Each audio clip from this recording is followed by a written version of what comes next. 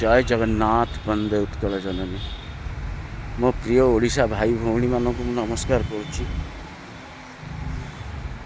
मो ना अरुण, मु कटक रुहे, मो घर अलीसा बजार।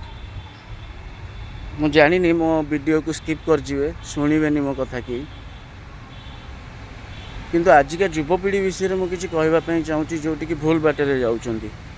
मु भी भूल बाटर थी से अनुभव कर दिन थिला मु भी बहुत ड्रिंक करुली,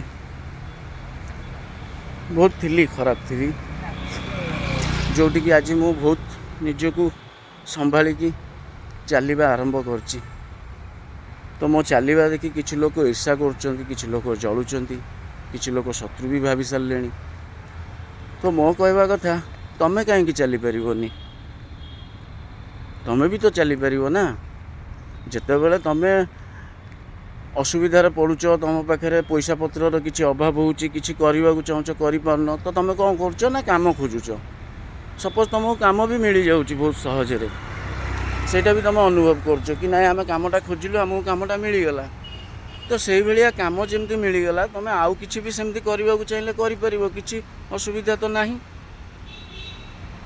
ताले करून कहीं अन्य को देखिकी ईर्षा करने अपेक्षा निजे किसी करने चेष्टा कर, निश्चिंत कर कहीं करनी, किसी तो असंभव ना। तुम जब तुम निजटा को प्रोफेशनलटा को तुम कम उपर दब तो निश्चिंत तुम आग को बढ़। जमी कमटा खोजिकी पाइल सेमती तुम जो कौन जिनस इच्छा कर तुम पाइब।